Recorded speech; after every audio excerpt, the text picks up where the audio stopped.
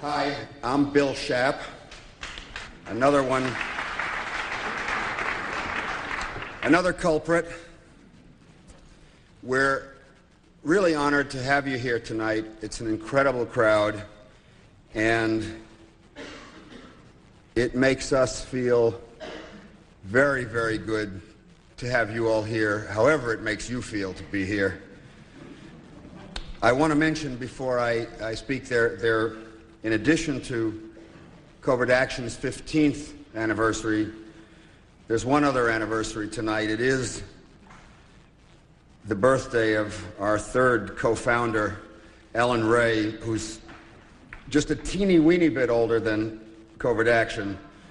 But the numbers are classified, and you know that we never divulge anything that's classified.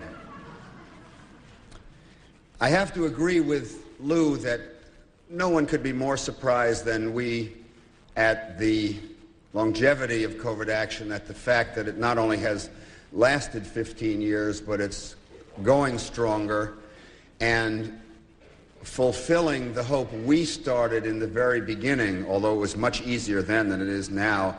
And every time we did an issue, we vowed it was going to be better than the one before.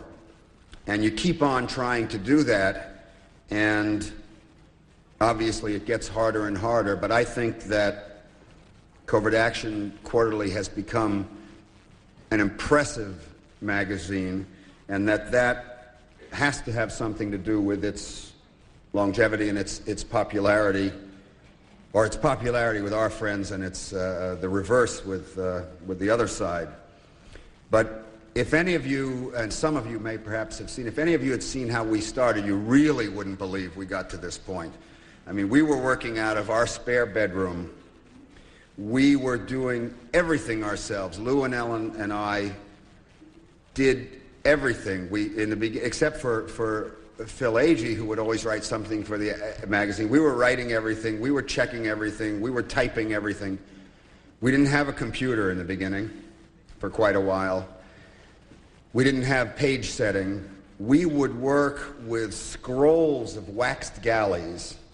We would for some reason, we thought that timeliness was very important, and the minute the galleys were done, we thought we had to get the magazine to the printer at the next humanly possible second, and we would stay up 30, 40, 50 hours nonstop, looking really revolting by the end when we brought the galleys in, up all night with the rollers rubbing down these wax galleys, and then you discover, instead of it was T-E-H. And it would take 2 days if you sent the thing back to the typesetters to print the thing. So you take an X-Acto. Have you ever done this on 10-point type? You take an X-Acto knife and you have to cut the T-E-H, and you cut off the E and the H, and you stick it in, you pull out the H, and you push the E over, and you stick the H back in, and you press it down. Now you got the. And you hope that the magazine doesn't come out with T blank E, and there's a picture with an H on the forehead.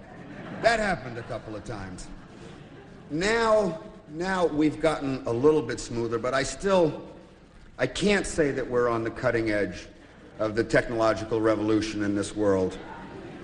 On the other hand, I can say that, to quote Huey Newton, we have proved that the power of the people is greater than the man's technology, because we really had very little technology. What we had were friends all around the world, all around the country, who got in touch with us, who got us the information, who wrote the stories, who developed the information, and let us turn CovertAction into the magazine that it is today, and let it have the impact that it can have. As modest as it may be, it's one weapon in a struggle that we're all a part of. Anyway, we've made it 15 years. We're very, very happy that you're all here to help us to celebrate. It's a great honor for me to have Noam Chomsky here to introduce to you. We've all known each other for many years, and he's been a devoted supporter and a magnificent contributor, not only to our magazine, but several thousand others. This is one of the most prolific, not only one of the most prolific writers around, but one of the best writers around. Absolutely. I mostly edit these days, and he is about the easiest person in the world to edit. We have a very simple understanding. You just don't change a word. And you don't have to, because only professors of linguistics and a few other people, every sentence parses. It's just a delight. And some of you who write for us know what I'm talking about, because you guys give us a hard time. But I say, you know, if you don't like what Noam Chomsky has to say, you don't ask him to write for you. We like what he has to say. We ask him to write for us, and he does. And there are a lot of people who don't like what Noam has to say. These are the power brokers who have tried for so many years to marginalize him. But you can't marginalize a genius like Noam Chomsky, particularly as prolific a man who churns out books and articles, who speaks almost nonstop, who wears himself out, I'm sorry to say, a bit in the struggle.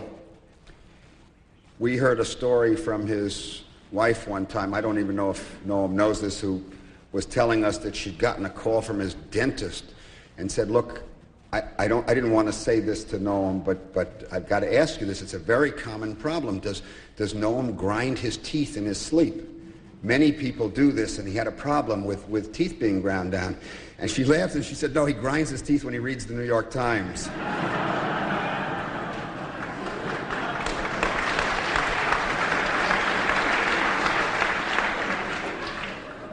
He's also a man, the only one I know, who actually answers just about every letter and every inquiry he ever gets. He's a one-person networking service. There are thousands of people, probably many of you in this room, who have contacted or been contacted by thousands of other people who write a letter or make a phone call that starts with, Noam Chomsky said you were the person I should get in touch with about this. And Noam's been doing that for years, and it's an invaluable service. It's been incredible for us. Some of the best people who've written for CovertAction, who've written for Lies of Our Times, who've written for other magazines, have been people that Noam has goaded into doing just that, into calling up those people, tell them you got this information, and write an article. But let me get serious for a minute. When you're asked to introduce one of the most brilliant intellects alive today, you have to do a little research. So I had to look Noam up. I had to go to, not just to the encyclopedias or the who's who. That's easy. Anybody can get in an encyclopedia or a who's who. But I went to the dictionary. No, this guy is in the dictionary. Not only is Chomsky in the dictionary, Chomskyism is in the dictionary. Now, the problem is the only other guy I know that happened to was Joe McCarthy, so I'm not sure exactly what this means. So I looked that up to be prepared for all you people, and I'm reading this, and there's all this stuff in there about the world's foremost authority, not the world's foremost authority, that's the comedian in New York, that's the professor, but it said the world's leading authority on phonemes. And I'm looking at this, and I said, wait a minute. I said, this is very rare for dictionary. There's a typo in my dictionary. I said, because I know Noam. Noam is not an expert on phonemes. He's an expert on phonies. He's an expert on phony politicians, phony business tycoons, phony journalists. That's the Noam that we know. So I want to leave you with this thought. If you want to know about phonemes, you have to go to MIT. But if you want to learn about phonies, listen to our speaker, Dr. Noam Chomsky.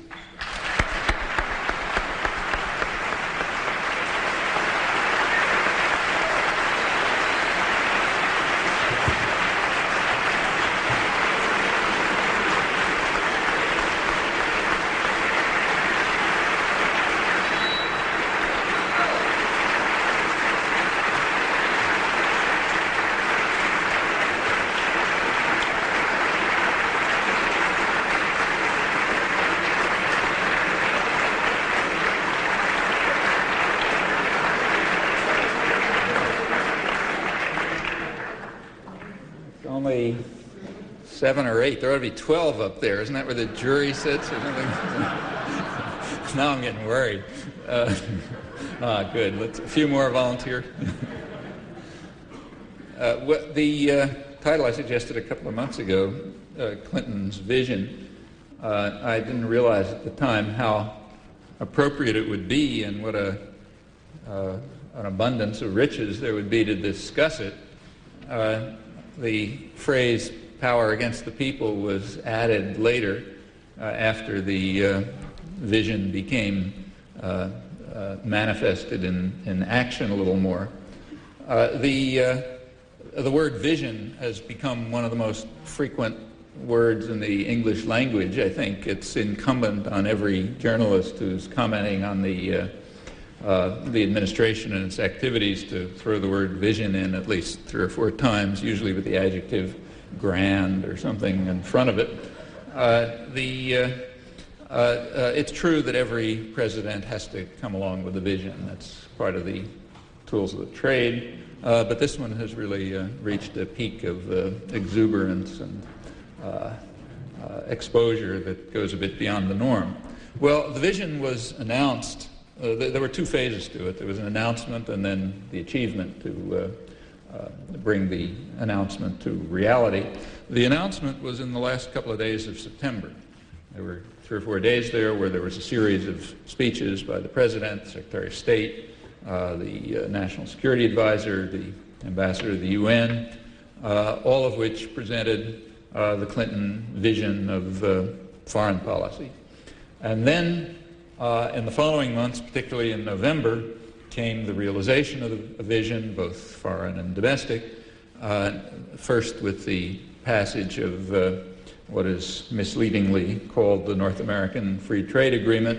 It's not totally misleading. It does have to do with North America. So that version of NAFTA was the major achievement. That was followed immediately by an anti-crime bill and by the triumph at the Asian Pacific Summit out in Seattle. That's what I want to talk about, the vision, the announcement, the achievement, and I think the easiest way to do it is to kind of unravel it backwards. So let's start with the end, with the Asia-Pacific meeting in Seattle, where the vision was finally consummated. With great praise, I should say. There was much swooning over the grand vision, the greatest rethinking of U.S. policy toward Asia in half a century. Headlines like "Clinton preaches open markets at summit," which was quite true. He did preach open markets at the summit. The performance came to its peak with a major speech that Clinton delivered, in which he spoke at a corporation in the buildings of a corporation which he designated as the model for his vision of the free market future for Asia. The corporation was the Boeing Corporation. He spoke in a hangar there and pointed out accurately that Boeing is the leading U.S. exporter. In fact, he could have gone on to say that civilian aircraft are the leading U.S. manufactured item, $18 billion a year or 2 ago. He could have gone on to add further that the real U.S. comparative advantage in world trade these days is shifting from manufacturing to what are called services, and about 1/3 of the export surplus is aircraft related, meaning tourism and that sort of thing. So it was a wise choice. That's the model that the free market vision for the future should copy. There are, of course, a few questions that could be raised. The idea of selecting Boeing aircraft as the model for a free market future does perhaps arouse a slight bit of puzzlement. Boeing, as is well known, is a publicly subsidized corporation. It is a private corporation, meaning the profit is private, but the public pays for it. Boeing wouldn't exist if it weren't for an enormous public subsidy that comes through the Pentagon and through NASA and so on. When you fly a Boeing airplane, as I did this morning, you're flying a modified bomber. The technology and the research and the development and the avionics and everything else were paid for by the public, including the Boeing workers. And if indeed civilian aircraft is our major manufacturing export, and if tourism-related services are our major service export, that simply shows how it's possible for a capitalist economy to survive if it completely abandons free market principles and rather relies upon extensive public subsidy in which public funds are provided to what's called private enterprise for them to use to maximize the profit of their investors and owners and CEOs and so on. That's the model for the future. Actually, for the free market future. If you look a little beyond into the small print in the laudatory articles, you'll find that the decision of the Boeing executives these days is to carry out what the press what the New York Times, I'm quoting, calls job-creating investment. So that's nice. You want to create jobs with the funds that you give them, except that those jobs are going to be created overseas because it's much more profitable that way. So the idea is that the Boeing executives make use of the public funds that are provided to them by their workforce and their communities and the rest of us in order to carry out job enhancement programs overseas because they make more profit that way. And as the Times put it, this is being done on a scale which would make the harshest critic of NAFTA wince if they knew about it. But fortunately, the people who are paying the bills, including the Boeing workers, aren't supposed to know about it unless they got to paragraph, 83 of the relevant article in the New York Times. Well, that's the model. That's the major model for the free market future for Asia.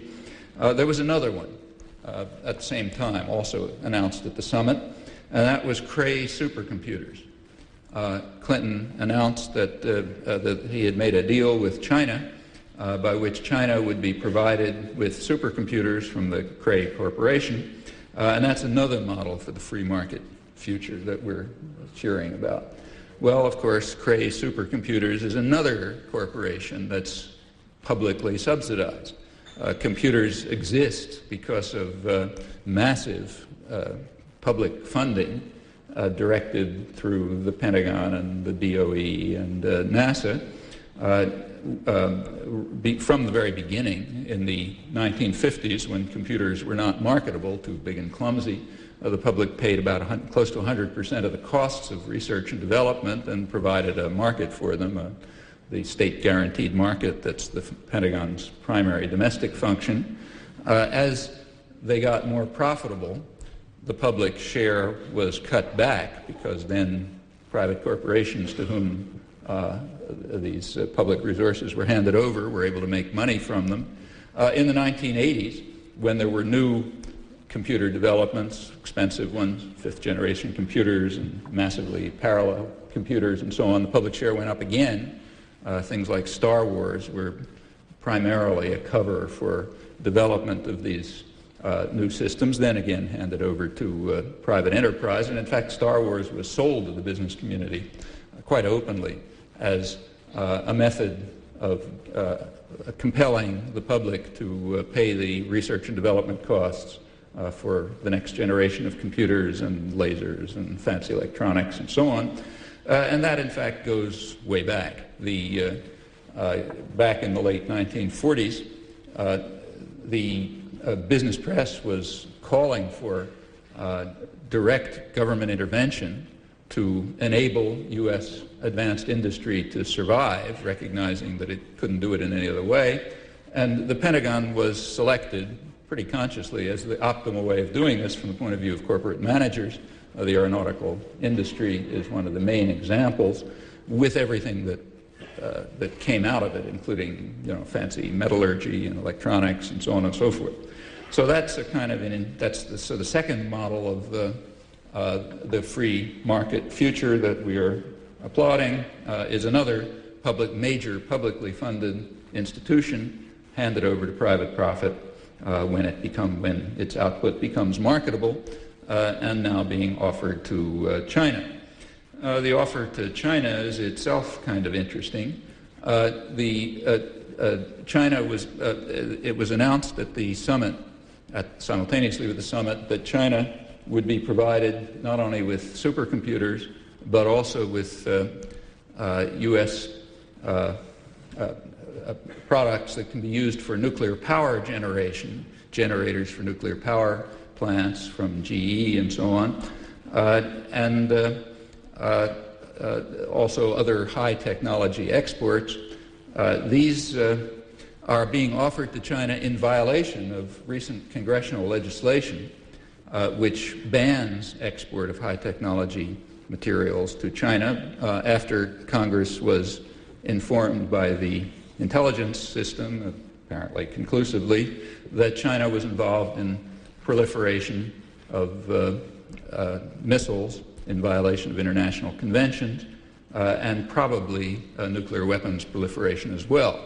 Well, according to the Clinton administration, the supercomputers are going to be used for weather forecasting.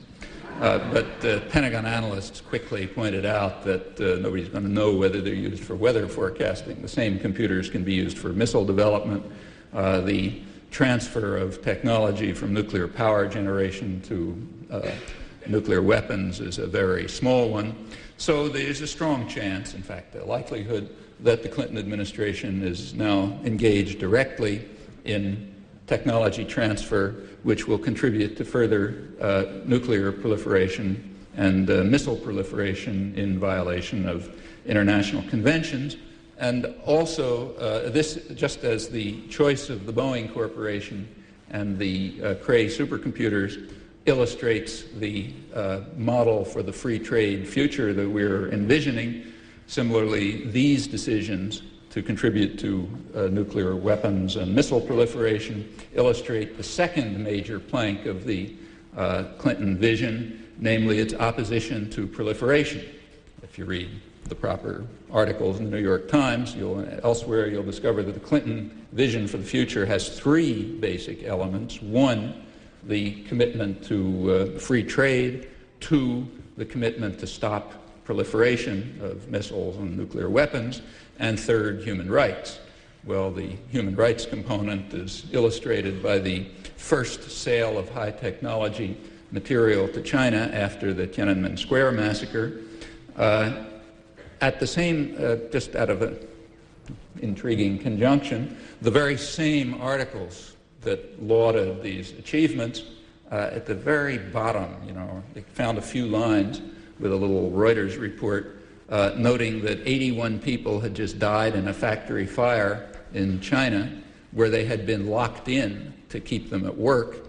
This is one of the joint Hong Kong-China economic ventures, which is contributing to what's called an economic miracle in southeastern China. It's a fact that happened to be a factory that makes dolls, probably for sale to American children on Christmas presents, and we can only hope that they manage to get the dried blood washed off before they send them here. There was a series of other stories within the same days on other atrocities of a similar nature.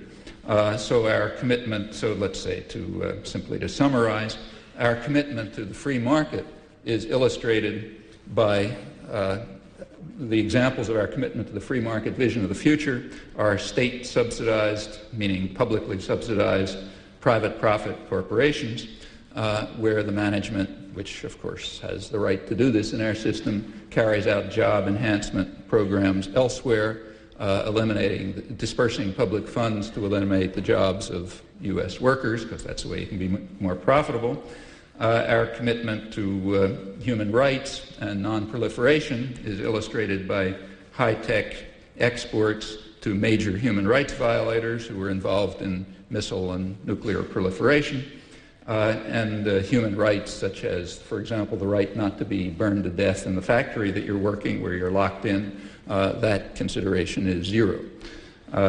Warren Christopher, the Secretary of State, explained the matter of the congressional legislation which bans what they were doing by saying that by explaining to the Chinese that the administration would interpret the congressional legislation banning export of high technology, of high-tech equipment to China. They would interpret it as permitting such export. So that took care of that problem. Well, okay, that was the peak, the final peak of the achievements which illustrate the grand vision and gave rise to the praise and the swooning and the applause and so on and so forth. Now, intellectuals have a kind of a task at this point. They have to portray all of this as a triumph of our commitment to the free market and to human rights and to democracy. And intellectuals on the left, or on the left liberal side of the spectrum, also have a task. They have to portray it all as a demonstration of how what's called these days the politics of meaning guides every thought of the Clintons. And you want to make sure that you understand these instructions properly. Well, today happens to be Human Rights Day, so perhaps worthwhile mentioning that the Clinton administration at the very same time, in fact a few days ago, just illustrated its refined sensibility with regard to human rights. The Congress had passed legislation after considerable public pressure and lobbying and so on, passed legislation banning U.S. military training for Indonesian forces who are engaged in massive atrocities in East Timor. But the White House announced that it was going to provide military training to Indonesian military officers, and it explained that this was not in violation of the congressional legislation because the congressional legislation banned military training that the U.S. was paying for. But if Indonesia pays for the military training here, presumably using funds that we give them for that purpose, then that doesn't violate the congressional legislation. So that's the contribution to Human Rights Day, and it demonstrates the, as I say, refined sensibility of the administration in its human rights commitment, that part of the triad on which the vision is based. Also, at the same time, the White House announced that U.S. aid was going to close down 25 missions serving 31 of the poorest countries in the world as part of the cutback in what is in fact one of the most miserly foreign aid programs in the industrial world, which is now being reduced still further. That's, again, another contribution to human rights. You'll remember, since it's Human Rights Day, that the Universal Declaration of Human Rights, to which allegedly we're dedicated, about half of it is devoted to social and economic rights, the rights to decent health care, to food, to work, to union organizing, and so on. The U.S. has always rejected that part of the Universal Declaration of Human Rights, and this little action a couple of days ago is another illustration of that. While rejecting the universality of the convention, we, of course, pontificate at great length about countries that don't meet our high standards and deny the universal validity of the convention. It's another thing to remember on Human Rights Day. As the Clinton administration announced its agreement with China to provide high-technology weapons, they stated that there was no linkage established between the high-technology sales and human rights issues. Well, that doesn't come as much of a surprise either.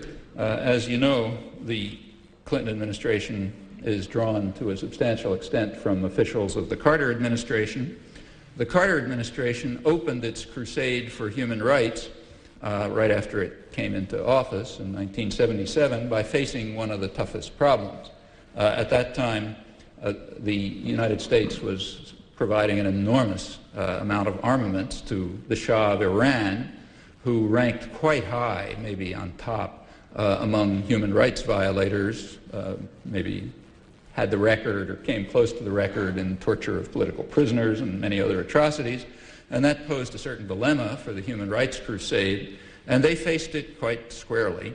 In April 1977, Secretary of State Cyrus Vance went to Iran and put pressure on the Iranians, namely to accept new, sophisticated, high-technology military equipment, which Iran had not requested and probably couldn't even use, and which apparently was going to be managed and run by U.S. military forces. He was asked by reporters how this comported with the human rights crusade, and stated that there was no linkage raised between human rights issues in Iran and the sale of high-technology weapons, which were necessary for the benefit of U.S. corporations. And so it proceeds. A recent example was George Bush and James Baker.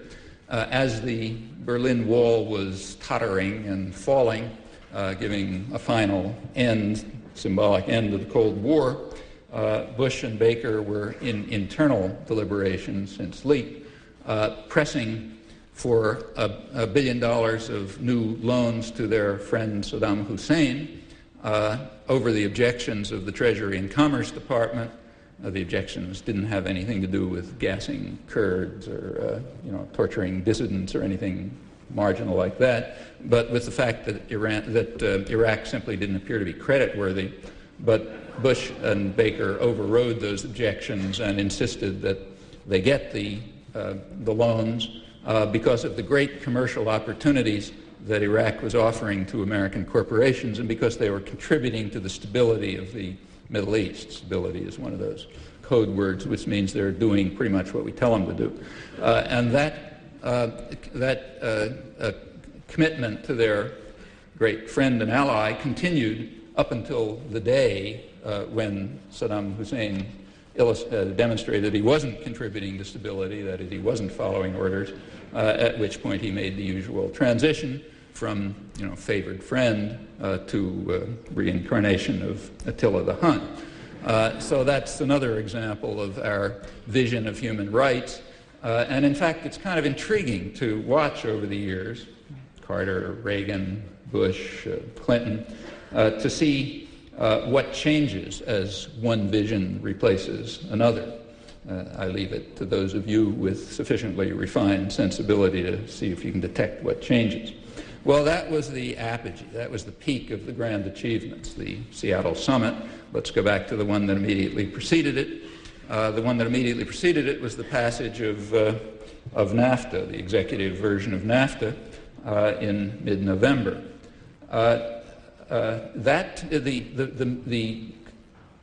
What was going on right at that period, right before the House vote and right after it, is extremely interesting and revealing.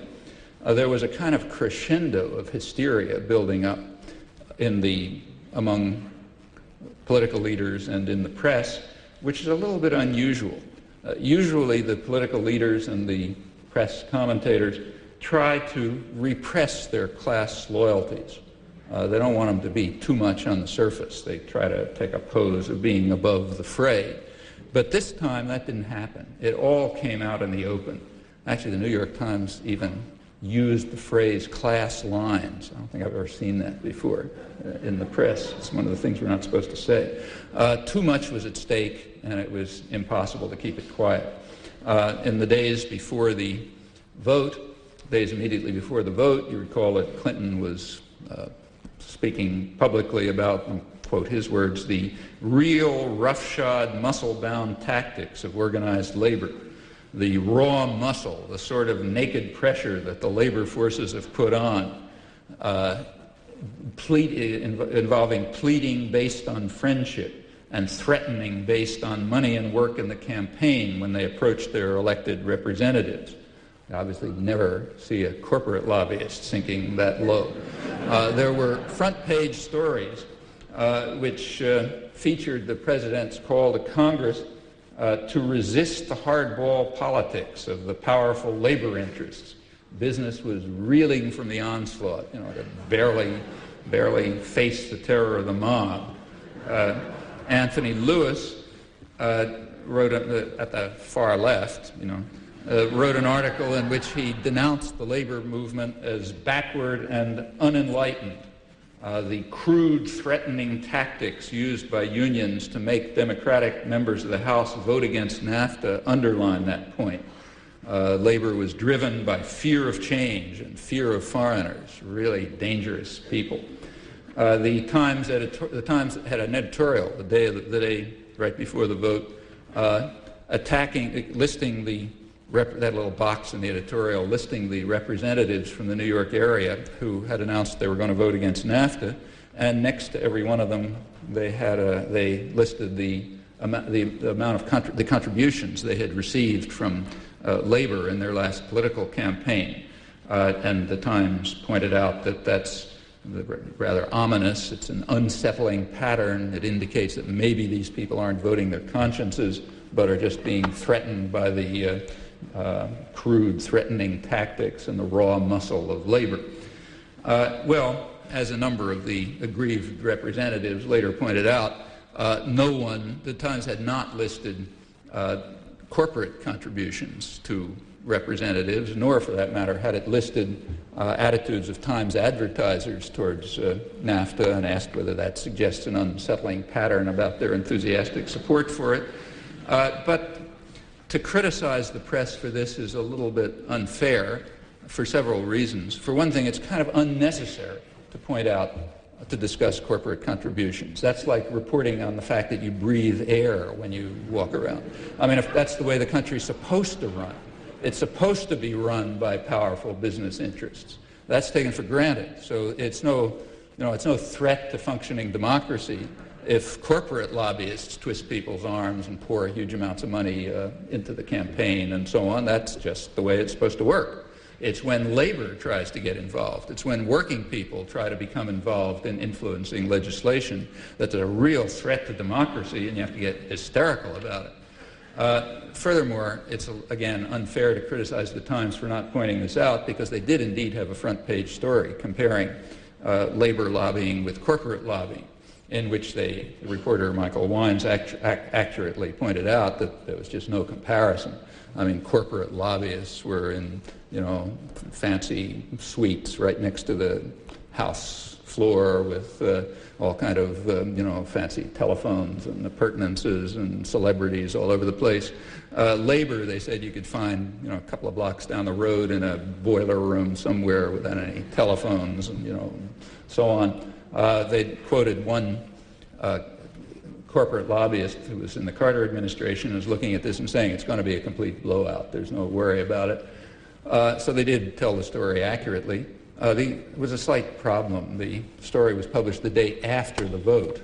But again, it's unfair to criticize them for that. The newsroom is a busy place, and things sometimes fall between the cracks, and so on.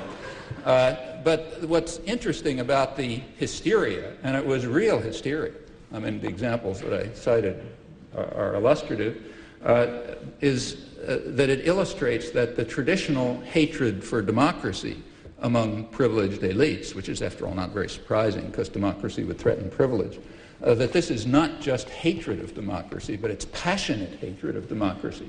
If the mob, the rabble, ever begins to become involved in something like requesting that their representatives do something, the civilization is coming to an end. It's not just a small problem from the point of view of a spectrum of opinion running from, say, Anthony Lewis over to the right, but it's a major problem.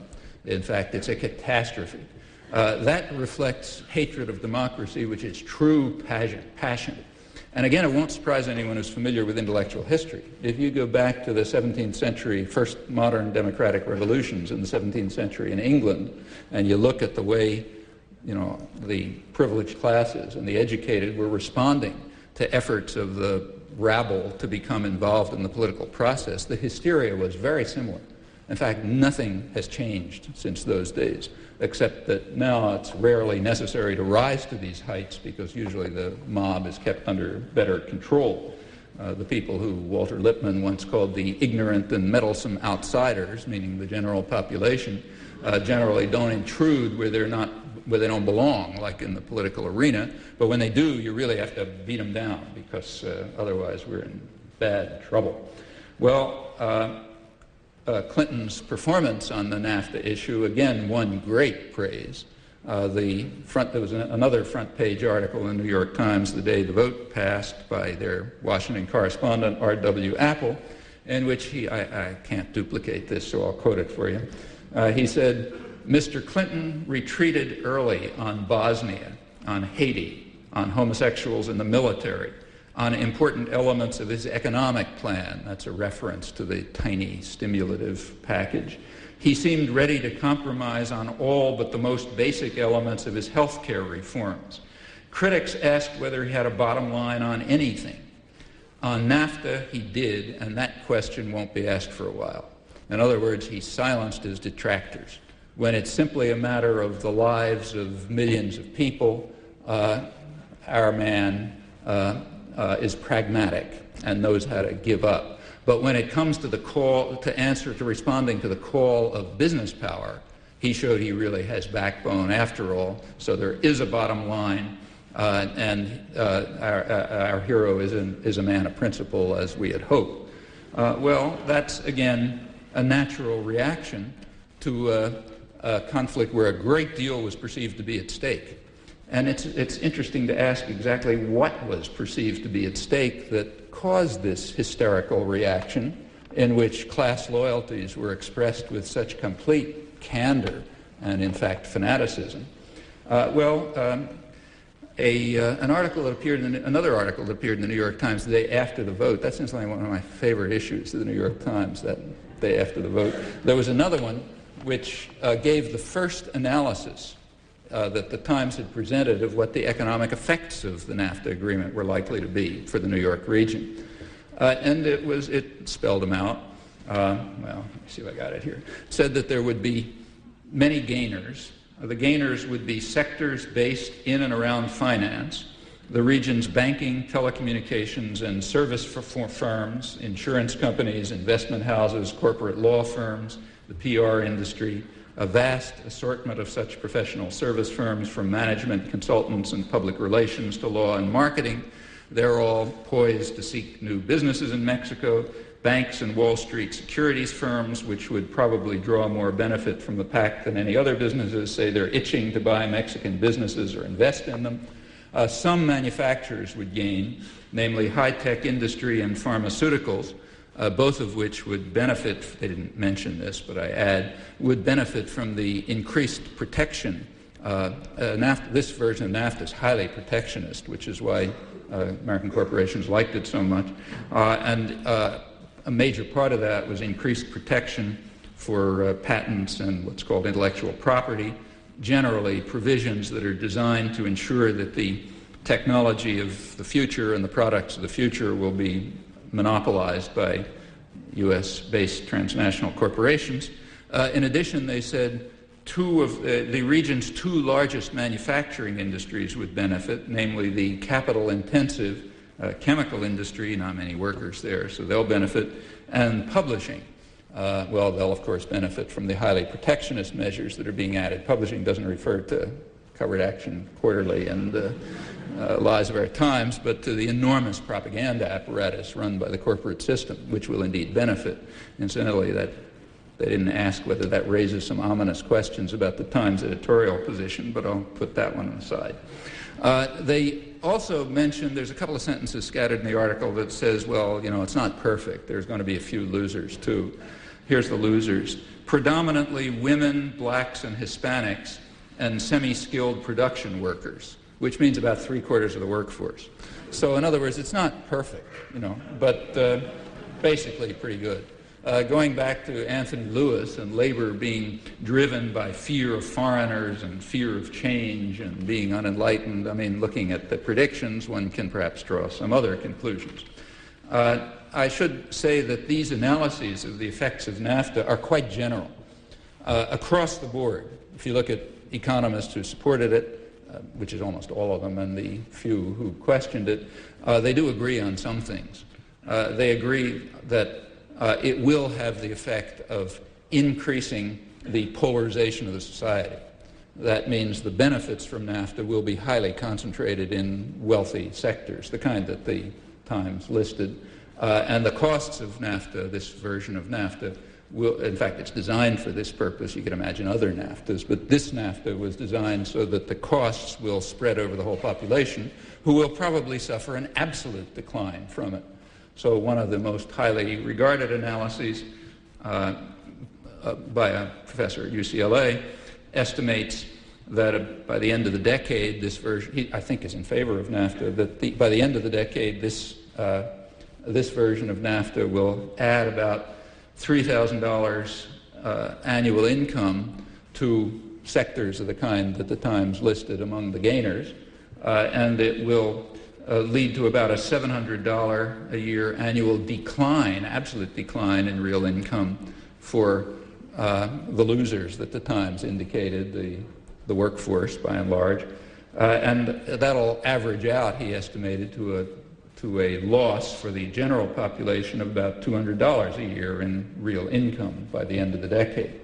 Well, exactly what effect NAFTA will have on job flow is kind of hard to estimate. Those are sort of meaningless calculations because the economic models are so ridiculous that they don't tell you anything. But the effect on polarization is very plausible, and in fact held with near unanimity. Even the most fervent advocates of NAFTA conceded that it's going to have this effect of harming semi-skilled workers, which, again, I stress, means about 70 or 75% of the workforce, and other losers like women, blacks, Hispanics, and other kind of minor elements like that. You can begin to see why NAFTA became a matter of such significance that's one reason why NAFTA became a matter of such significance to the political class and the propaganda system and their articulate spokespersons. Incidentally, what's the effect that's expected in Mexico? Interestingly, exactly the same. It's expected the impact on Mexico will be structurally the same, although probably more drastic because it's a weaker economy. There will be sectors that will gain. Multinationals, which have Mexican bases, the people involved in them, corporate lawyers, investors, banks, and so on, they're likely to gain, just as in the United States, but there are many fewer of them, so there'll be less of a gain. And the losers are expected to be the workforce and the peasantry, fairly substantial losers, in fact. The leading financial journal in Mexico, which is very pro-NAFTA, estimated that Mexico would lose about 25% of its manufacturing industry within the first 2 years and about 15% of its workforce.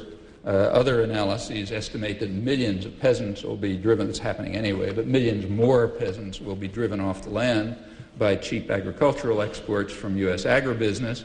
The net effect of this is to swell enormously the unemployed, reserve army in Mexico, which naturally means driving down wages.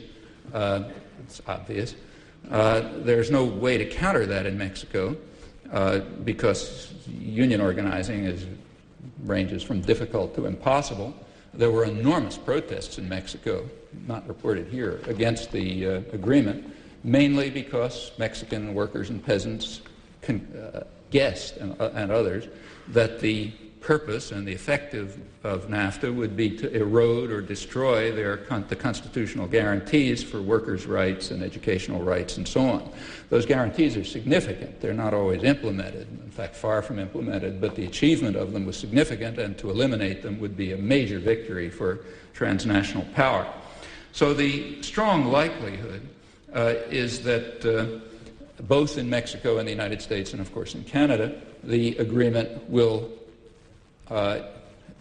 increase the polarization, perhaps sharply, that's been taking place anyway. Inequality has been growing in the United States for the past 30 years. Real wages have been declining since about late 60s. They even began to decline for people with college education during the Reagan years. The society is breaking up into two elements, wealthy, privileged sector and a superfluous sector of people who are useless for wealth production and profit production, which is, of course, the only value, the only human value, people having no human value in themselves apart from this under dominant ideologies. And the agreement is likely to drive all three countries into a low-wage, low-growth equilibrium in which the population will suffer but profits will increase. Actually, that's a very broadly held conclusion. It was the conclusion, for example, of the Congressional Office of Technology Assessment in an analysis of this version of NAFTA about a year ago, and I think it's quite a reasonable analysis and indeed rather widely held. There's a still more important aspect to this version of NAFTA, which kind of explains, I think, the hysteria about it. It's a tremendous attack against democracy, and that's also recognized. You read over and over again that the point of NAFTA is to lock Mexico in to the current reforms, as they are called. That is, the policies of opening up the economy, which have brought about the Mexican economic miracle, in which, incidentally, wages have dropped about 60% over the past decade, and the share of labor in income has dropped from about 36% to 23%. That's a typical reaction, a consequence of structural adjustment, economic liberalization, and so on. And it's necessary to lock that in for Mexico for reasons which, in fact, were described in a high-level Latin American strategy conference in Washington a couple of years ago, which discussed the special relationship between the United States and Mexico and found it extraordinarily positive, completely untroubled by endemic torture and murder of union leaders and the great decline in real wages, starvation, and so on. So the relationship was fine, but there was a cloud on the horizon, and that was this. A democracy opening in Mexico could test the special relationship by bringing into office a government more interested in challenging the United States on economic and nationalist grounds. In other words, you can't be sure that there might not be a democracy opening in Mexico. And if you have a democracy opening, maybe the rabble will start to express their views and interests, and they may challenge this nice arrangement, and then we'd really be in trouble. So therefore, you better lock it in with agreements of roughly the status of a treaty, which are going to be hard to break out of. And so the same comment holds of the United States and Canada. There have been great achievements by corporate power, increasingly transnational power, in beating down wages and benefits and welfare and converting the state to a kind of a welfare system for the rich even more than before. And it's very important to lock all that stuff in case there might be a democracy opening here too someday.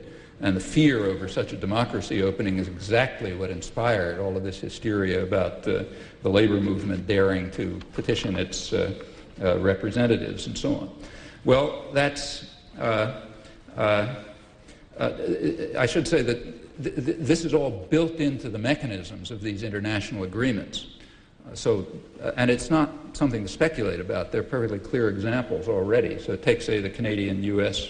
aspect of it, which already illustrates what's coming and why corporate power and privilege is so committed to this.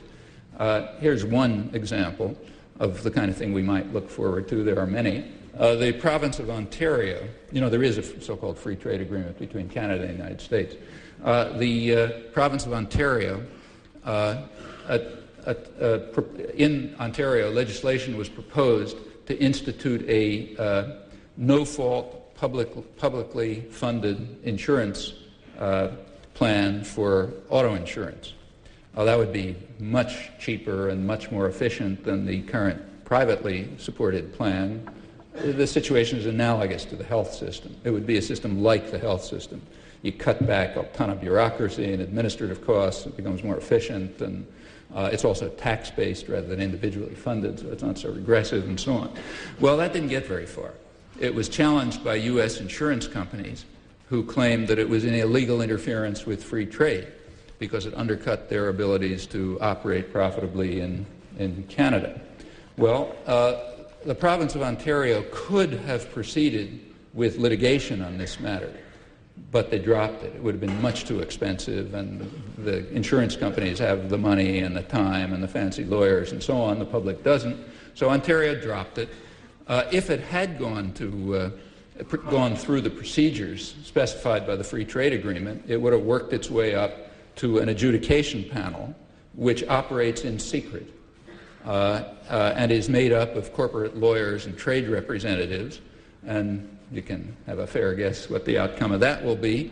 And that's typical. The point is to take away power from popular organizations, even parliamentary organizations, which are somewhat responsive to the public, remove power from them, transfer it to the corporations themselves and their representatives, which a corporation, in particular a transnational corporation, is basically a totalitarian system. Huge, incidentally. Many of them are bigger than most states. It's totalitarian in the sense that the decision-making is completely top-down and no influence from the outside. If it's transnational, even the limited influence that comes from national legislation is restricted. If power can be transferred into their hands, we have an attack on democracy which is really efficient. It means that major decisions affecting our lives will be made in secret by completely unaccountable structures, huge in scale, like they dominate about maybe 40% or so of world trade, so-called. It's 50% of U.S. exports to Mexico don't even enter the Mexican market. They happen to cross the border, but they're from one branch of a U.S. corporation to another, and they come right back again. That's trade, only a kind of joke. It's not trade at all. It's centrally managed interchanges, radically violating market conditions, of course, because the corporations don't pay attention to that in their internal transactions. So these are huge outfits, unaccountable, absolutist in character. If power can be transmitted into their hands, then the residues of the democratic system become more and more meaningless. And that's very important. As I mentioned, the idea of popular democracy, of the mob and the rabble getting involved in public affairs, has always been anathema to privileged sectors. And here we have new opportunities for putting an end to this heresy forever while maintaining formal procedures, like you go every once in a while to, push a lever here and there. Well, you can see that it really is a matter of great significance, not so much because of job loss or gain, nobody knows anything about that, but because of the contribution to polarization and the destructive effects on popular democracy. Those are serious matters, hence the enormous hysteria. I might say that the next major achievement of the Clinton administration, the one which we could have talked about if this talk was a little later, namely the health plan, has pretty much the same properties. The range of health plans considered in the United States, ranging from Clinton's managed care over to several options further to the right, they have two crucial properties which are required for a system, for a society that is business run, and business run by a highly class-conscious and very powerful business community. One, they're all radically regressive. Unlike every other industrial society, all the plans being considered here are soak the poor plans. A tax-based plan, for example, is as progressive as a tax system. A wage-based plan, at least, you pay more if you get higher wages. Not very progressive, but, at least not flat. The U.S. plans all are flat. In fact, it's probably going to turn out that the CEO pays less than the guy who empties his wastebasket because he has fancier lawyers to figure out how to get tax deductions and so on. So these are, at best, absolutely flat, meaning radically regressive plans, soak the poor plans of a kind unknown in other industrial societies. And that's a fact about these plans that's almost never mentioned. In fact, do a research project and try to find out how many references you can find to that rather significant fact in the extensive discussion in the media about the health plan. And the second element, which in fact is discussed, is that all these plans place major control in the hands of insurance companies. And that means half dozen huge insurance companies. Hillary Clinton was on television a couple of weeks ago denouncing insurance companies, but if you looked closely, you'll notice that the insurance companies that she was denouncing were the small insurance companies, the ones that are going to be wiped out by these plans. The big insurance companies were notably quiet, kind of applauding quietly in the background, because they're the ones who are going to be the gainers. Incidentally, the Wall Street Journal noticed this and pointed out that Clinton is typical of Democrats in that his real commitments are to big business, not to the entire business community. In this respect, the Democrats are somewhat different from the Republicans, who are just the business party, but the Democrats have a kind of more nuanced attitude toward the business community. This is one of the numerous respects in which they mention that Clinton is a particularly good friend to big business. That's the health program. Notice again, it's going to have the same kinds of social effects as well. And of course, to have the insurance companies run it means that the public pays the enormous costs of an insurance company-based program. That means folks like us are going to pay for the big executive salaries, like the $23 million annual salary of the CEO of Aetna. They'll pay for the profits of the insurance companies, which are enormous, pay for their advertising costs, which are enormous, and all the other corporate prerogatives. And they'll also pay the huge administrative costs, because the insurance companies are going to make very sure that they micromanage doctors to guarantee that they don't give any more health care than the companies can possibly get away with. And then the government's going to have another big bureaucracy monitoring the insurance companies to, just so they don't totally run away with the store. And all of that is going to be costs added on, and those are all required for the health care system.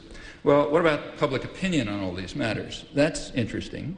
In the case of NAFTA, in all three countries, United States, Mexico, and Canada, public opinion was opposed. In Canada, overwhelmingly opposed. In the United States, it was running pretty steadily at about 60% opposition among the part of the public who had a point of view, which is kind of intriguing, since the propaganda was about 100% in favor, and in fact enthusiastically in favor. In Mexico, the latest polls that were taken showed 47% pro-NAFTA. I don't exactly know what the polls mean, like how much did they poll peasants and unemployed workers and so on. Anyway, general opposition in all three countries. In the health care, it's exactly the same. Polls have been taken on health in the United States for about 40 years now, and one consistent feature of them is that either absolute majorities or considerable pluralities have been in favor of the kind of health care system that you have in every other industrial country. Some version of a national health care system, either tax-based or something similar. The latest polls are running about 60 or 70% in favor of that, although it's off the agenda. All discussion is about other proposals. Now, sometimes in paragraph 26, you'll see a reference to the fact that the public is in favor of what's here called a Canadian-style plan, basically the kind they have elsewhere. But there's a technical term to eliminate this irrelevance. It's called politically unrealistic. That means it's only the public who wants it, not the big corporations and the wealthy and so on. So therefore it's politically unrealistic and therefore off the spectrum. It's only advocated by that crude, threatening mob, the ignorant and meddlesome outsiders and so on.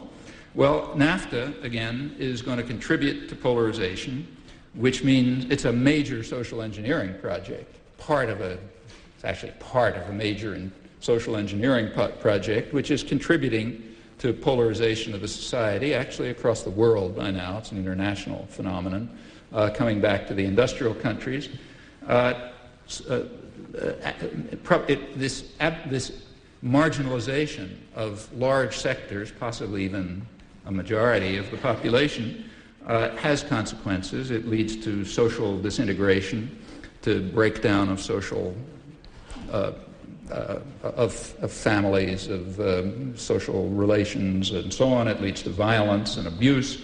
It leads to an enormous amount of crime. And therefore, it is not in the least surprising, in fact, rather symbolic, that a couple of days after the NAFTA agreement was passed, the Senate passed a huge anti-crime package. Well, that makes sense, too. if you're going to create social disintegration, you better figure out a way to control it. And how do you control it? Well, take a look at the crime package, which also won enormous praise, I should say. Senator Orrin Hatch, for example, described it as the finest anti-crime bill in history. That's real praise for Bill Clinton. It added, 100,000 more police, new federal prisons. I think it was a 6-fold increase in federal funding of repressive institutions, security forces, in effect, in 52 new federal crimes that get the death penalty. It becomes a crime to be a member of a street gang, so-called, and on and on. A highly repressive package, very reasonable. If social engineering projects are leading to the disintegration of society and the breakdown of social norms and marginalization of people, there's only two answers. Either you change the social policies, but that would harm the wealthy and the privileged, or else you figure out better ways to control and suppress them. So you turn to an anti-crime bill. So it came just at the right time and just in place, and all of this is very familiar from the third world, which we are more and more coming to resemble. So, for example, John F. Kennedy is famous, or should be famous, for two major policies concerned with our backyard, Latin America. One was the Alliance for Progress, which was a polarization program. It led to economic miracles, meaning increasing GNP, gross national product, and agro-export, and simultaneously increasing malnutrition and starvation and suffering and so on. So split into benefits for the wealthy and suffering for the vast majority. And that required a complementary program, also instituted by Kennedy at the same time. In 1962, the Kennedy administration made a historic decision, a decision of major importance. It shifted the mission of the Latin American military. We're powerful enough to do that. It shifted the mission of the Latin American military from hemispheric defense, holdover from the Second World War, to internal security, meaning war against your own population. And that was a necessary corollary to Alliance for Progress-style development programs. That set off a huge wave of repression throughout the hemisphere. I'll just quote the Kennedy administration official who was in charge of counterinsurgency, Charles Machling, years later, pointed out that this Kennedy administration initiative changed U.S. policy, his words, from toleration of the rapacity and cruelty of the Latin American military to direct complicity in the methods of Heinrich Himmler's extermination squads. And indeed, that's one of Kennedy's lasting contributions, and rather typical of Camelot, I should say, and a kind of a vicious, particularly vicious analog of the domestic counterpart that we're now seeing enacted, the logic being essentially the same. Well, again, that got great praise. Let's quickly go back to the announcement of the vision back in late September. Again, highly praised, headlines like Vision of Foreign Policy Revised and so on. In late September, there were three major, the announcement of the vision had three major components. There was a White House intervention panel. There was a international economic policy announced, and then the intellectual foundations of the new vision were explained by the National Security Advisor, Anthony Lake. That was all in a couple of days of late September. The intervention panel concluded that from now on we would not, it said in effect that the age of altruism is over. So we're not going to be nice guys anymore in intervention. I don't have to waste time on describing what happened when we were nice guys. Anyway, that's over.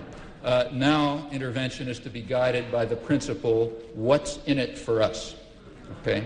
Those were the words, in fact, that the New York Times highlighted in describing the panel. So no more nice guy. From now on, it's what's in it for us. That's the intervention panel.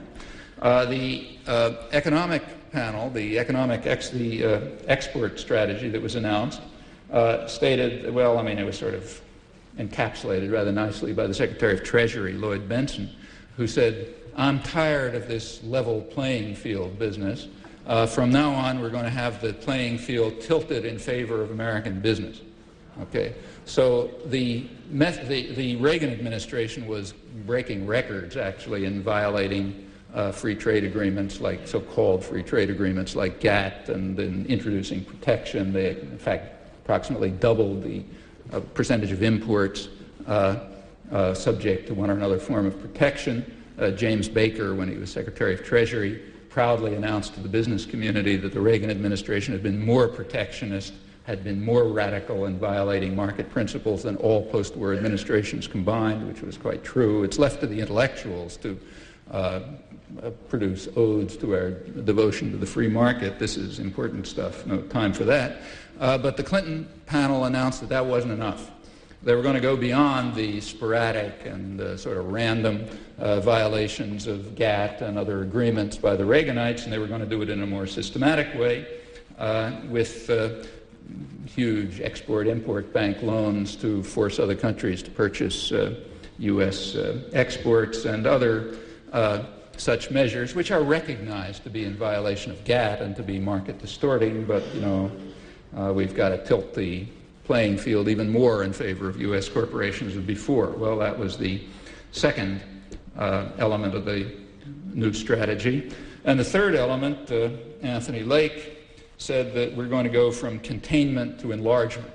In the past, we had been containing threats to democracies, as, for example, in Iran and Guatemala and the Dominican Republic and Chile, and you can go on and add the rest, you're readers of this journal, and on through the 80s. So that's when we were containing threats to democracy. And now we're going to enlarge what we've been doing before. And all of this was parroted without question by what must be the most servile intellectual class in the world. Raised no question about how we'd been containing threats to democracy, for example, when we overthrew the parliamentary government of Brazil and installed a bunch of neo-fascist monsters, and on and on. Well, anyhow, we're going to enlarge what we've been doing in the past, not be limited to what we have succeeded in doing, so there are a lot of ways that you could proceed. For example, there's about 500,000 children a year who die from the costs of debt reduction. And we should be able to do better than that. After all, 500,000 a year isn't a very large number. So maybe we can enlarge what we've been doing in the past. There are 11 million who die a year in the third world because they have been left by Western colonialism in a state of disaster and despair, and the West has been tightening the noose ever since and won't give a few pennies of aid that might be enough to save children dying from diarrhea and so on. And 11 million children, again, is not a huge number. I mean, after all, population is a big problem. So maybe we can do something about that. We can get it a little better. In the last 30 years, the gap between the richest and the poorest countries has doubled. Back around 1960, it was about 30 to 1, the 20% richest and 20% poorest. The gap was about 30 to 1. It's gone up to about 60 to 1. Thanks to a combination of protectionist policies in the rich countries, which have become much more protectionist in recent years, and liberalization for the poor countries, which has, the effects of imposing market discipline, highly destructive.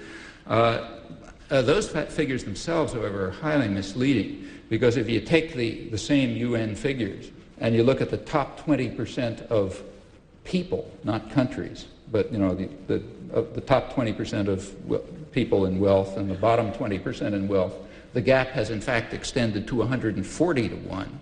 So it's far greater than the gap between the richer nations and the poorer nations, which means the gaps are primarily, about half of them are internal to each society. These are the polarizing tendencies that we have been witnessing here as well, and which are highly praised by the business press. So, for example, the Wall Street Journal had a very enthusiastic article about a month ago describing what they called a welcome development of transcendent importance. Namely, wages in the United States had sunk to below any industrial country except for England, which had done even better in beating down the working class and the poor. We hadn't yet made it to South Korea and Taiwan, and Papua New Guinea was still a couple of steps beyond. But that's another way in which we can enlarge the vision as we proceed into the future, and new policies are in fact designed for that. It's now reached a point, I mean, these have a lowering effect on everyone, notice. In an era where productive labor can be transferred to high repression, low wage areas very easily, in an era of internationalization of production and finance, it's very easy. The lowering of wages in one place has an automatic effect of lowering them everywhere. So lowering Mexican wages will lower U.S. wages, lowering U.S. wages, lowering German wages. It's very easy to be overwhelmed by everything that you presented to us tonight. What can individuals do to help promote change here in the United States and abroad? Well, alone they really can't do anything very much, which is exactly why every social change in history and every advance in history, and there are plenty of them, has come from concerted, organized public action. That's why we don't live under feudalism. That's why we don't have slavery. That's why we've achieved a certain level of civil rights.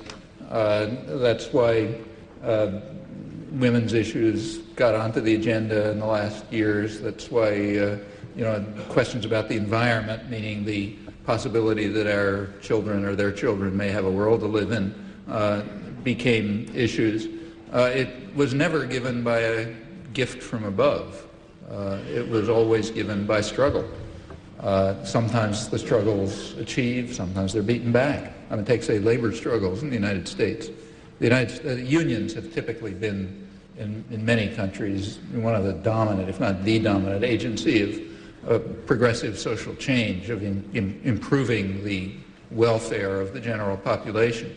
The United States is a business-run society to an unusual extent. That's why we are off the spectrum on things like health care and so on. It also happens to have an unusually violent labor history. U.S. workers didn't get the rights that were pretty standard in Europe until the 1930s, about 50 years afterwards, after a very violent and brutal struggle, I should say, with hundreds of workers killed by security forces and so on. So then they finally got, say, the right to organize and the 40-hour week. Those rights were quickly lost. There was a tremendous business offensive to try to beat back those gains. Business was terrified by them. You read the business press in the 30s after the right to organize was finally won, and there's talk about how the rising political power of the masses is the greatest hazard facing industrialists, and unless their thinking is redirected, we're going to face disaster. The kind of vulgar Marxist rhetoric is normal for business publications, I should say. The values are opposite, but the beliefs are the same about how the world works. And immediately after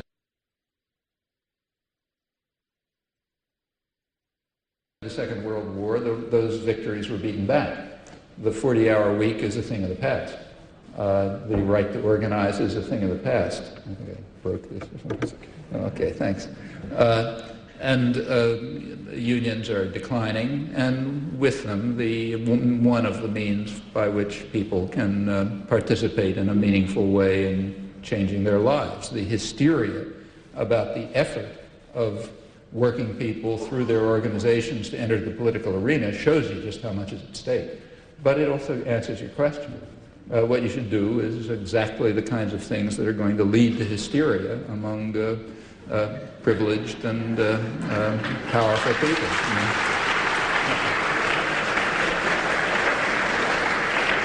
And they indicate very clearly what those things are, and just follow the lead. Professor Chomsky, I'd like you to go beyond the next vision thing, the healthcare thing, and go to welfare reform and talk about what we can expect in terms of welfare reform. Well, first of all, when you talk about welfare, we ought to be a little honest about it. What's called welfare is public programs that provide funds for poor people. That's called welfare. Public programs that provide funds for rich people are not called welfare. But in fact, that's what most of the public funds are. So, for example, now the way it's done, it's like, aid for mothers with dependent children, that you see. I mean, you don't see much, but, a few pennies go that way. You don't see fiscal policies which amount to exactly the same thing. So like tax benefits. Tax benefits on, say, home mortgages are a welfare payment, right? They're equivalent, identical to a welfare payment. If you pay less for your mortgage, that's the same as if some public fund gave you more. It's identical. And in fact, if you look at the welfare benefits that are disguised by fiscal measures, like real estate taxes and corporate prerogatives that are untaxed and so on, it's enormous. They almost all go to the most wealthy sector. And I don't think anybody's, this is not the kind of thing that people study much. But the few attempts that have been made to evaluate it indicate that they probably exceed all of so-called welfare. And that's only the beginning. What about the Boeing Corporation again? These models for the future. Well, that's a huge welfare program. The payments, the taxes that your taxes that go to the Pentagon and NASA and DOE and the rest of them, that's an enormous welfare program, most of which gets funneled quite directly to advanced sectors of industry and to their investors and their owners. And the top managerial levels, and some of it trickles down to parts of the workforce. But primarily, if you look at the distribution of funds, it's a tremendous welfare program for the rich. The same with Export-Import Bank loans. That's your taxes, remember. And they're going to compel foreign countries to purchase exports from U.S.-based manufacturers who, for all you know, may be producing abroad, maybe having their production done abroad because they're multinationals. Well, you try to add up all this stuff. There are enormous welfare programs which go primarily to the wealthy and the powerful. And that's not a big surprise, after all. I mean, they, after all, run the state apparatus. Why be surprised if they design it in their interests? This is a truism that goes back to people like Adam Smith, in fact. It's obvious. So when you talk about welfare reform, remember what's being discussed under that rubric is a little tiny fraction of it, namely the part that helps some poor people. Well, how should that be reformed? In my opinion, it should be reformed by enormously expanding it and cutting back on the welfare to the rich. But those are topics that are not going to be on the agenda. The welfare programs for the rich are not going to be on the agenda unless people like you put them there. Then they can be on the agenda. Like voting rights for black people were put on the agenda by struggle, not because somebody decided to give a gift, and so on for everything else. Yeah. I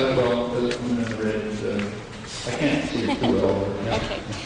In the past, you took a very principled and controversial stand with regard to Cambodia, and without siding with Pol Pot, you did a lot of exposure of the lies and maneuvering of the imperialists that were, operating in that situation. And I would have hoped that you would apply that same approach to what's happening in Peru today. In Peru? Yeah. And that where there are workers together with peasants fighting not just for workers' rights within the existing system, but for what Marx talked about as the fundamental right, and that's the workers' right to run the state. And I think that, there's some very vicious lies and disinformation campaigns that have been launched by the Peruvian government and by the U.S. standing behind them and calling the shots. And also new standards being set around, abuses of human rights with regard to political prisoners that are having wide-ranging effects. Will you do more to expose these things? Well, it's perfectly true that I don't know how well you could hear, but in Peru, I'll put it in my terms, which may not be the terms you intended. There are two terrorist forces. There's the state security forces, which are major terrorist forces, and there is Shining Path, which is another terrorist force. Now, if you try to add up, to measure the scale of these terrorist forces, the evidence indicates that the state terrorists are considerably more efficient. And that comes out even in, you take a look at, say, the reports of Human Rights Watch or Amnesty International, I think that that's fairly clear. On the other hand, to say that the Shining Path is working for the benefit of workers and peasants, in my opinion, is a very serious distortion of the facts. Some of the people may be, but as groups, they're violent terrorist forces which are intimidating and undermining many attempts at popular organization. That's not to justify the terrorist forces of the state, but to give what at least I think is an accurate description of the situation. Yeah. I just wanted to ask you if you've done any studies on the National Endowment for Democracy. I called them the other day just out of curiosity, and the woman in their Middle East section got very surprised. She said, well, you know, how did you hear about us? You know, nobody knows about it. Even Americans don't know about us. So I think that... I haven't personally done any, but there are studies going on about it. There's the Resource Center in, I wish I had the address, but it's Albuquerque, New Mexico, right? Yeah, they have a project called the National Endowment for Democracy Project, which has done some good stuff. Anybody remember an address offhand? Yeah. I guess you guys probably have their address. CovertAction people, don't you? Pardon? Council on Hemispheric Affairs, do they have a project on the NED also? Yeah. With the Resource Center. I see. So there's a joint publication of the Council on Hemispheric Affairs in Washington and the Resource Center in Albuquerque. Albuquerque, right? Yeah. William Robinson's book is on a special case, namely on the NED and other involvement in the Nicaraguan election, yeah. But these projects are about the whole affair. And it's, you know, it's about what you'd expect from a bipartisan democracy campaign. It's attempting to impose what is called democracy, meaning rule by the rich and the powerful without interference by the mob, but within the framework of formal electoral procedures. And so this is not particularly my opinion. This is an opinion which you can find from, for example, a source that I'd suggest you look at is the leading Reaganite official who worked on democracy enhancement projects in Latin America and happens to be a very honest man, Thomas Carruthers, who's had a book and several articles on Reagan's efforts the Reaganite efforts to bring about democracy in Latin America, which he takes very seriously and says they were all very sincere. But he also describes what happened, and what he describes is that there was a negative correlation between U.S. influence and democracy. The less the U.S. had influence, the more there were steps towards democracy. So where U.S. influence was the least, like in the southern cone of the continent, there were the most steps for democracy. The U.S. also opposed them, strongly opposed them, and tried to impede them, but then later took credit for them when they became irreversible, very much what happened in the Philippines and Haiti, incidentally, and in when Marcos and Duvalier were overthrown.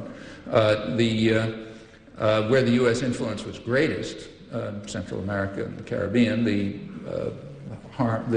he calls it progress to democracy was least. In fact, the destruction of democracy was greatest. It's a more accurate way of putting it.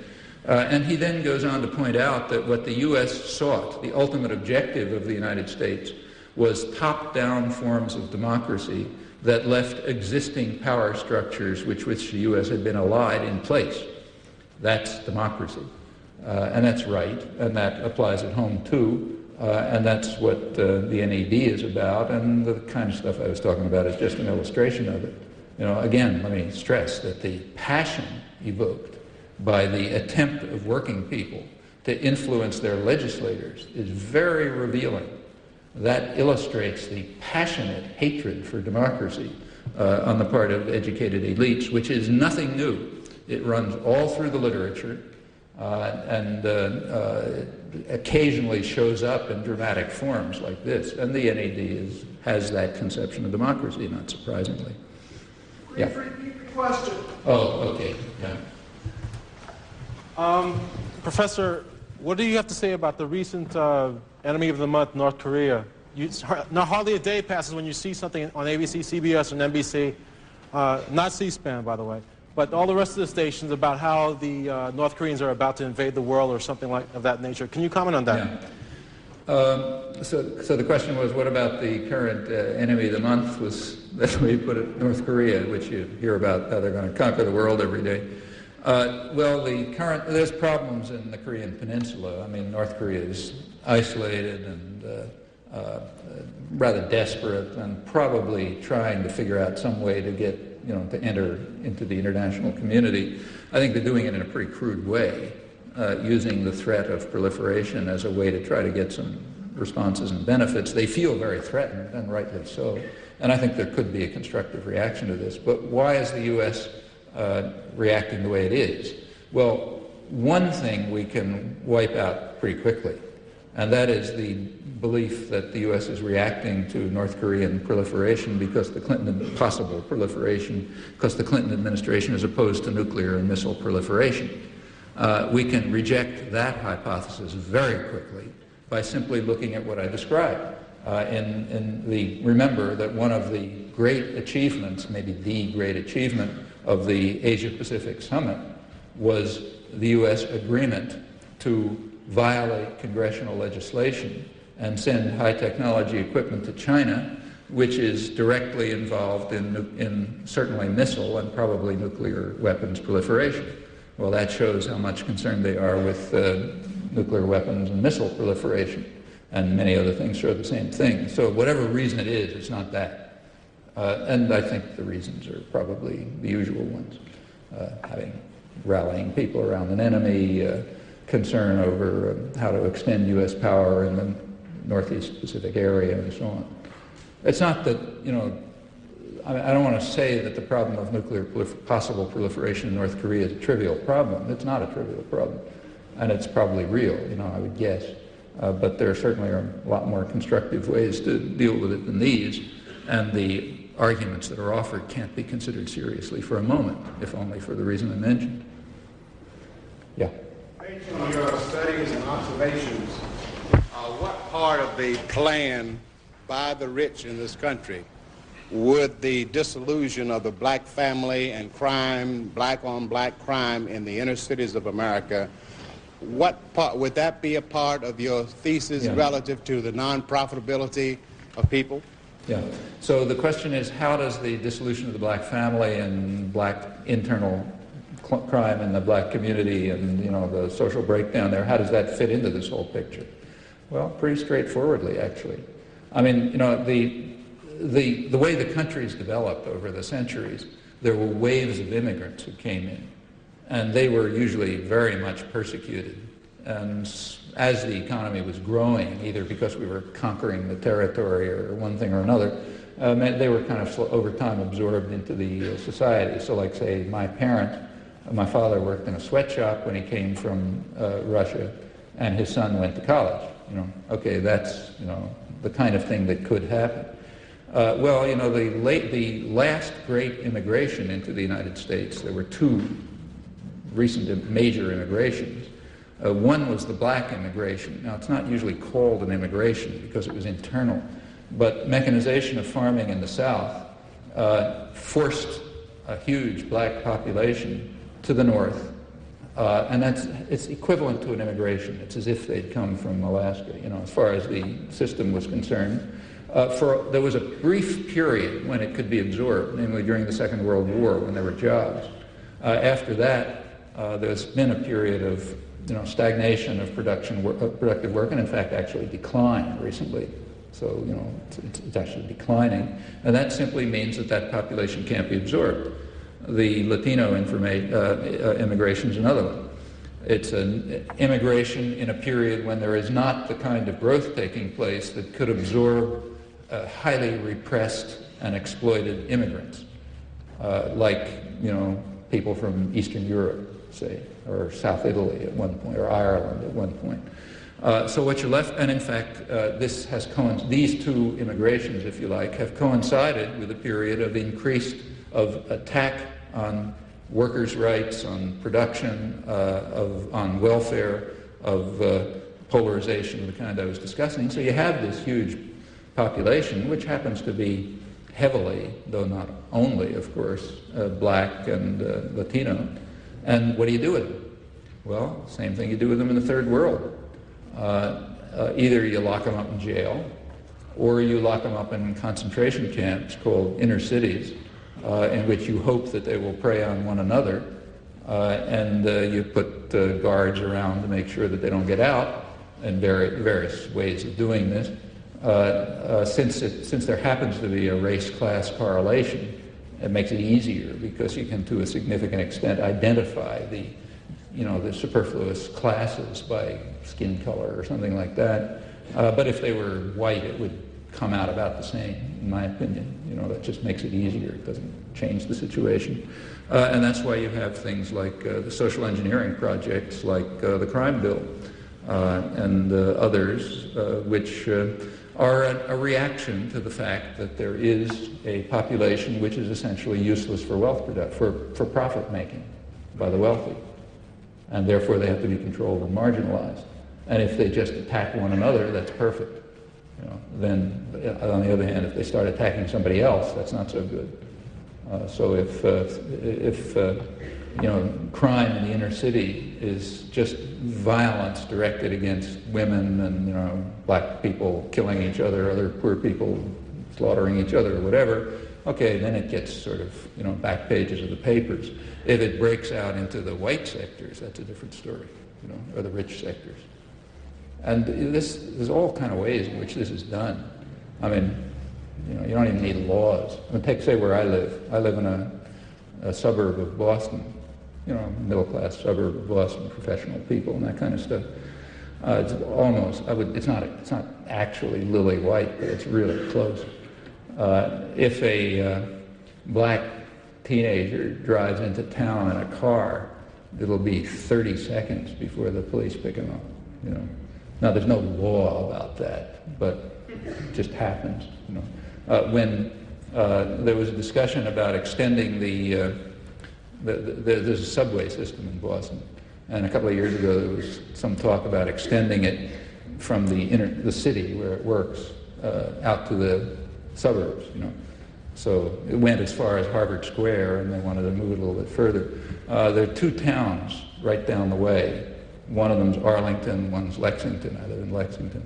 Arlington is kind of lower middle class, white working class, and so on. Lexington, and that's where I live, is kind of like professional and that sort of thing. Both towns, Arlington and Lexington, were strongly opposed to extending the subway line, which would be extremely convenient, I should say. Save a tremendous amount of time and money and everything else. They were both opposed. Arlington, the mostly white, ethnic working class and lower middle class town, were very straight about it. They said why they were opposed. They didn't want those black kids from Dorchester getting on for a quarter or whatever it was and walking around the streets of Arlington. In Lexington, you're more sophisticated, So everybody's a liberal, vote for McGovern and that sort of thing. So that's not the reason that was given. There were much more complex reasons given with, multisyllable words and so on. But essentially, that's what it came down to. And these are techniques for keeping, the wrong people isolated where they belong. In some places, it's becoming quite extreme. Chicago, for example, I don't know if they've implemented this. Maybe some of you know, but there was a plan in Chicago announced by the mayor's office about a year ago, I think, to break the city into regions, neighborhoods, and to limit access between the neighborhoods, and to have those limited accesses controlled, meaning people are just being kept to their own neighborhoods. Now, my feeling, I don't know if that was implemented or not, but things like that are happening and are going to continue happening. And what's more, they're going to have popular support, because as the people are afraid of crime, and they're right to be afraid of it, it's frightening. And if the causes of it are not going to be addressed, the causes in social disintegration and polarization and so on, if that's not going to be addressed, the only way people are going to have to feel that they can react is by violence and repression, so that their kids can walk the streets. Again, that's the result of lack of organization. It's a result of lack of popular organizations, which enables the powerful to avoid the causes and just treat the symptoms in very violent ways. And something better be done about that, because it's extending very significantly over the whole urban society. I must say, my dear friend Noam, that we only have this hall for about 7 more minutes. Oh, okay.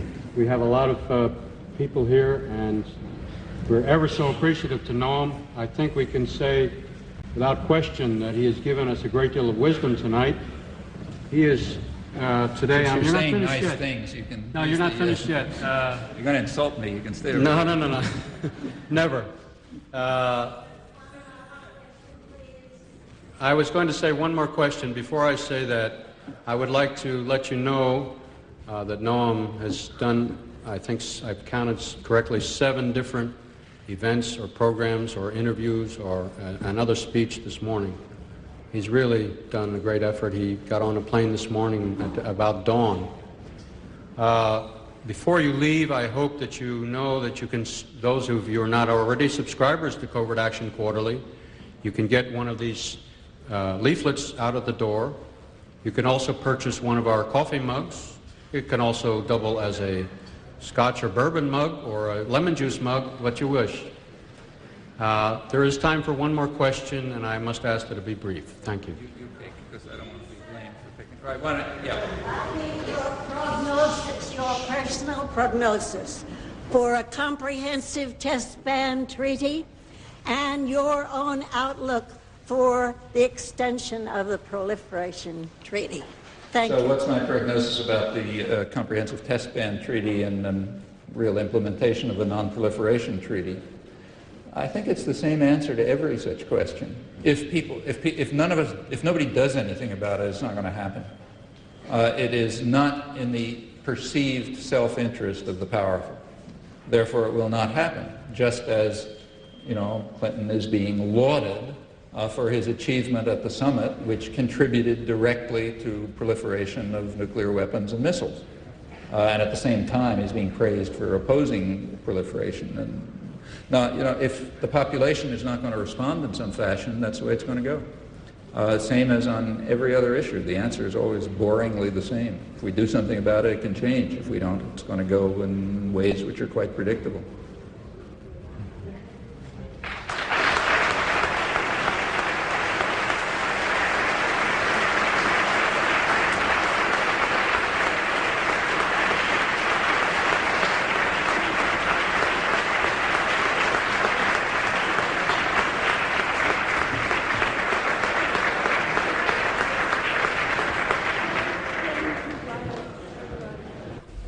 Noam Chomsky is a linguistics professor at the Massachusetts Institute of Technology. He delivered the speech you just watched at the 15th anniversary celebration dinner of Covert Action Quarterly. This magazine has covered U.S. covert actions since 1978.